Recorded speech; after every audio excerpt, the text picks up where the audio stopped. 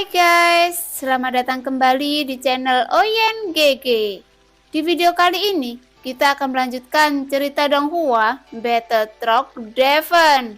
Ayo langsung aja ke alurnya. Dalam kantong darah, sosok yang belum pernah bergerak sebelumnya perlahan mengangkat telapak tangannya saat ini, lalu merobek kantong darah dari dalam. Lendir yang keluar segera dan sosok itu perlahan berdiri. Itu jelas baru lahir, tetapi garis-garis pada tubuhnya telah tumbuh sangat kuat, dan dia keluar dari kantong darah dengan kakinya. Xiaoyan mengambil jiwanya, dan tubuh ini dikandung di dunia sensi. Dengan cara ini, dia menjadi makhluk yang lahir dari sensi, sehingga dia tidak dikecualikan oleh sensi. Melangkah keluar dari bayangan hitam, saya melihat bayangan hitam itu tiba-tiba berputar dan berubah, lalu menyelimuti tubuh sosok itu. Berubah menjadi cairan hitam kental, terjalin dan menempel di seluruh tubuh yang terlihat sangat aneh. Sentuhan dingin membuat Xiaoyan juga merasa aneh. Bayangan hitam berubah menjadi cairan hitam, perlahan mengeras di tubuh, dan setelah beberapa saat berubah menjadi baju besi hitam. Bahkan baju besi pembunuh dewa yang dibuat oleh Deng Yue dengan teknologi stick tidak memiliki tekstur yang menakutkan. Perasaan ini membuat Xiaoyan merasa nyaman secara fisik dan mental. Sementara itu, ada keinginan kuat untuk bertarung. Apakah ini teknologi stick dari dunia Taishu? Xiaoyan terkejut. Ini adalah pertama kalinya dia merasakan baju besi seperti itu. Dan ada kristal merah di dadanya. Xiaoyan merasa aneh, jadi dia mengulurkan tangannya untuk menyentuhnya. Cahaya merah berkedip tiba-tiba dan baju besi hitam benar-benar menyebarkan cahaya merah di dadanya. Dan armor yang sangat pas berubah menjadi merah tua. Tidak hanya itu, baju besi di sekitar leher Xiaoyan menyebar seperti cairan lagi dan kemudian benar-benar menutupi kepala Xiaoyan di dalamnya. Tiba-tiba, semangat juang yang kuat sepertinya menyala dari lubuk hati Xiaoyan. Bahkan ketika Xiaoyan meraung marah, darah di seluruh tubuhnya tampak mendidih dan kekuatan, reaksi dan kecepatannya tampaknya telah meningkat pesat saat ini. Ketika Xiaoyan diam-diam terkejut dalam hatinya, alisnya secara bertahap berkerut.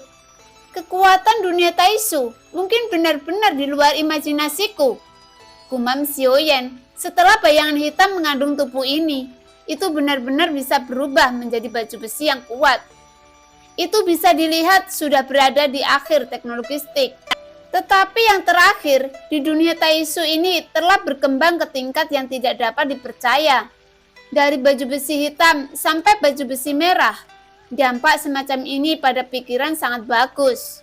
Xiaoyan tidak tahu apakah baju besi tingkat ini langka atau umum dimiliki. Jika dimiliki secara luas, sampai-sampai setiap petarung memilikinya, armor ini akan sangat meningkatkan daya tempur, ditambah dengan kekuatan yang kuat atau tubuh fisik. Saya khawatir, membunuh seseorang harus membayar mahal. Semakin kuat avatar Taishu, semakin buruk perasaan Xiaoyan di dalam hatinya. Sekarang, Xiaoyan memiliki pemahaman tertentu tentang Taishu. Dia bahkan tidak bisa membayangkannya. Xiaoyan mengepalkan tinjunya, memikirkan hal-hal ini secara tidak ada artinya. Karena perang tidak pasti dan menjadi kuat belum tentu menjamin kemenangan. Selain kekuatan, ada juga keinginan untuk menang. Tampaknya semua yang ada di depannya terus-menerus memberitahu Xiaoyan betapa kuatnya Taishu. Terlebih lagi, Xiaoyan akan semakin bertekad. Meskipun avatar Taishu muncul dari cincin penerimaan, tiba-tiba muncul di belakang kelinci Pingyun yang terakhir masih menuju ke arah kehampaan dengan kecepatan penuh, dengan mudah dan gembira. Tiba-tiba berhenti. Langsung melemparkan tubuh Xiaoyan dan avatar Taishu dari punggungnya. Tubuh Xiaoyan berputar 360 derajat dan dia membuka matanya setelah beberapa saat. Menatap kelinci Pingyun dengan aneh, dan kelinci Pingyun juga menatap avatar Taishu dengan mata aneh. Geraman rendah segera keluar dari mulutnya, seolah kelinci Pingyun merasakan ancaman dari avatar Taishu. Hati-hati, orang ini muncul tiba-tiba. Kelinci Pingyun memberitahu Xiaoyan hanya untuk melihat Xiaoyan mendekati avatar Taisu dan kemudian menatap kelinci Pingyun. Jangan gugup, ini juga avatarku, kata Xiaoyan. Kelinci Pingyun melirik avatar Taisu, lalu pada Xiaoyan. Matanya berangsur-angsur menjadi aneh. Apa? Dia juga avatarmu? Berapa banyak avatar yang kamu miliki? Aku telah mendengar bahwa seseorang memiliki kekuatan untuk merebut tubuh dan dapat memiliki avatar. Tetapi ini adalah pertama kalinya aku melihat begitu banyak avatar di zaman kuno. Dan saya belum pernah melihatnya dengan mata kepala sendiri. Kelinci Pingyun tidak percaya sama sekali. Baru kemudian kewaspadaan pada kelinci Pingyun perlahan menghilang dan dia menghela nafas lega. Baru di tengah pembicaraan, avatar Taisu tiba-tiba menoleh untuk melihat dewa. Langkah ini juga membuat Xiaoyan di samping dia terkejut karena dia tidak punya kesadaran ini. Artinya, gerakan memutar kepalanya untuk melihat tubuh utama Xiaoyan dibuat oleh avatar Taisu. Melihat Xiaoyan yang mengambil langkah mundur yang besar, mata merah muda kelinci Pingyun menjadi semakin aneh. Xiaoyan tidak berani lalai dan segera menggerakkan pikirannya dan memasukkan avatar Taisu ke dalam 9 peti mati pagoda kekosongan roh. Xiaoyan menghirup udara dingin. Hanya dalam waktu kurang dari setengah batang dupa, avatar Taisu benar-benar menghasilkan kemauan sendiri. Tidak mengherankan jika ini terjadi pada Xiaoyan, karena itu sudah muncul di avatar dewa asli sebelumnya. Itu karena kekuatan dewa terlalu lemah dan kekuatan avatar terlalu kuat. Jika tidak disegel dalam 9 peti mati tepat waktu, maka kemauannya sendiri akan menggantikan Xiaoyan. Dan Xiaoyan akan benar-benar kalah dan tidak dapat mengontrolnya. Kekuatan avatar Taisu ini, aku khawatir, bahkan lebih kuat dari avatar dewa asli, pikir Xiaoyan dalam hati. Tetapi yang aneh adalah avatar Taisu tidak memiliki fluktuasi energi sumber. Tampaknya merupakan tubuh kosong, tapi penuh ancaman. Ini sangat kuat. Xiaoyan perlu waktu untuk memahami avatar Taisu ini. Awalnya, Xiaoyan ingin terus membiarkannya dikandung dalam kantong darah. Tetapi setelah keluar dari wilayah kutub jurang, Xiaoyan merasa bahwa avatar Taisu dalam darah kantong benar-benar berhenti tumbuh. Tampaknya telah dibesarkan sampai batasnya. Xiaoyan juga telah memikirkan tentang kekuatan seperti apa yang akan dimiliki oleh avatar Taisu ini. Dia pikir itu harus memiliki kekuatan dewa pertempuran. Tetapi menilai dari situasi barusan, kekuatan avatar Taisu mungkin lebih kuat dari yang dia bayangkan. Jika avatar Taisu abadi, itu juga harus memiliki hati emas yang mengandung kekuatan keabadian. Tetapi tampaknya tidak merasakan kekuatan abadi. Tak satu pun dari mereka yang kuat dengan kekuatan abadi. Oleh karena itu, Xiaoyan tidak tahu banyak tentang kekuatan keabadian. Dan bahkan dapat dikatakan bahwa dia hampir tidak memahaminya. Meskipun dia telah membunuh beberapa makhluk abadi dan mengerti apa itu keabadian. Untuk Xiaoyan, dia hanya tahu hati adalah salah satu kelemahan. Oleh karena itu, di 9 peti mati, keinginan Xiaoyan tenggelam ke dalam tubuh fisik avatar Taisu, dan dia tidak dapat merasakan fluktuasi ki asal. Bahkan Xiaoyan tidak tahu kekuatan seperti apa klon Taisu ini. Jadi Xiaoyan bermaksud untuk mengamati tubuh fisik. Setidaknya satu hal yang pasti, kekuatan avatar Taisu harus lebih kuat dari tubuh asli Xiaoyan dari sudut pandang saat ini. Jika tidak, bagaimana mungkin memberontak melawan keinginan? Xiaoyan mengamati 8 meridian avatar Taisu.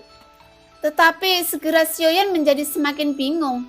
Tidak ada yang aneh tentang itu dan tidak ada fluktuasi sumber ki. Tidak ada yang aneh dengan meridian. Xiaoyan melihat ke jantung, hati yang mengandung kekuatan keabadian. Warnanya pasti keemasan, tetapi ketika Xiaoyan melewati meridian dan melihat ke dalam hati, Xiaoyan tertegun lagi. Hatinya merah. Artinya, ini adalah hati biasa yang tidak memiliki kekuatan abadi. Dan fakta bahwa avatar Taisu tidak abadi dapat menarik kesimpulan pasti dari hati. Tanpa asal Ki, itu juga tidak abadi. Mungkinkah avatar Taisu ini tidak kuat? Xiaoyan mulai merasa bingung. Dan sekarang dia hanya bisa menggunakan dantiannya untuk memastikan kekuatannya. Ketika Xiaoyan sampai ke dantiannya, dia tertegun lagi.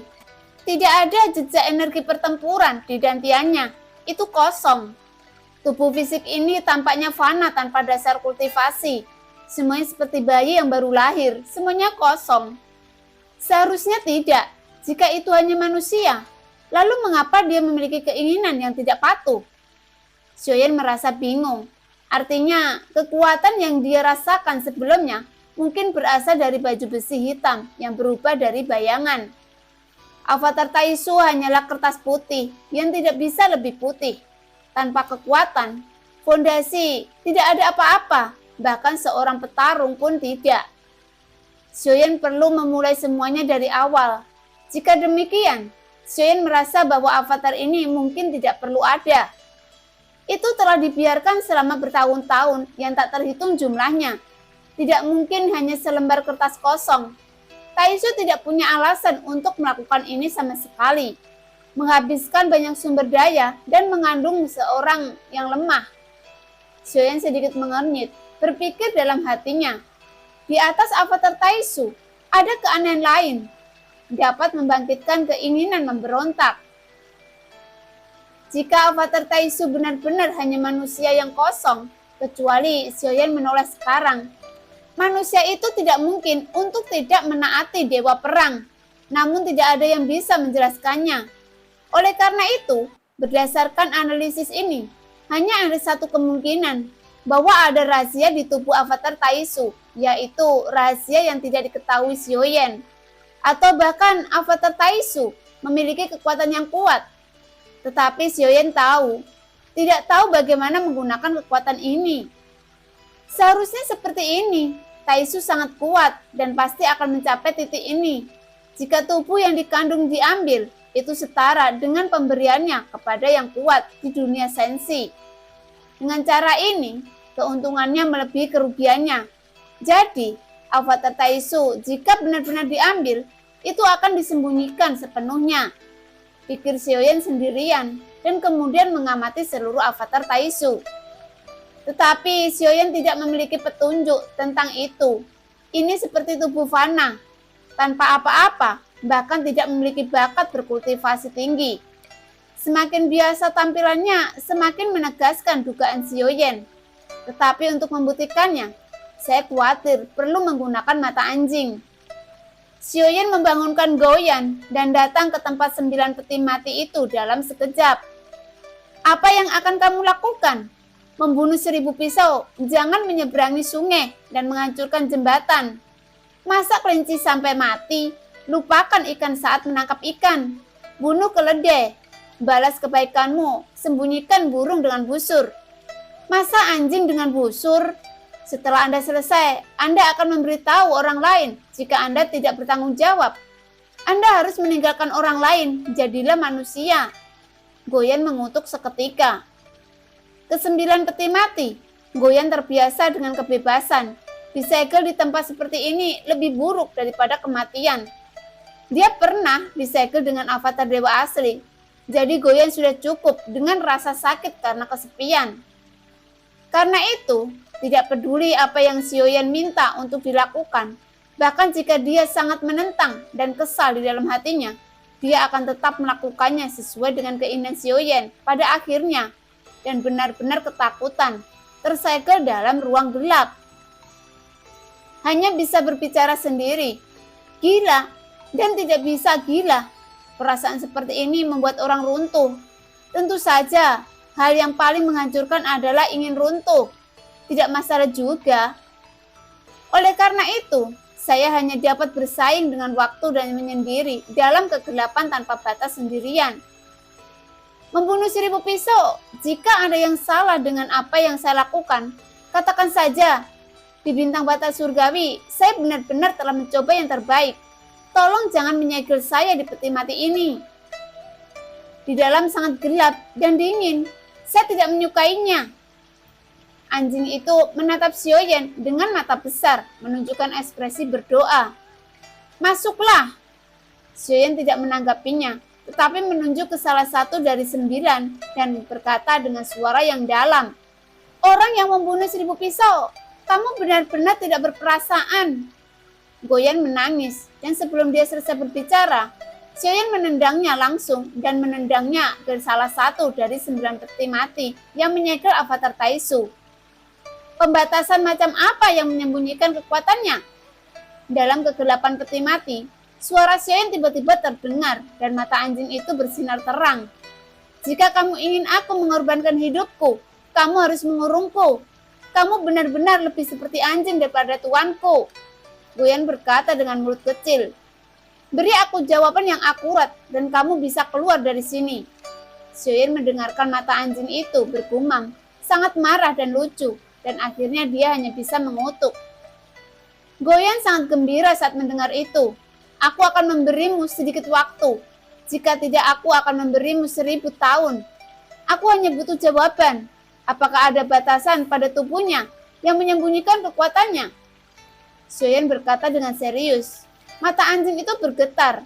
Dia tidak ingin dikurung di sini selama 1000 tahun dalam kegelapan. Tidak ada waktu, tidak ada apa-apa.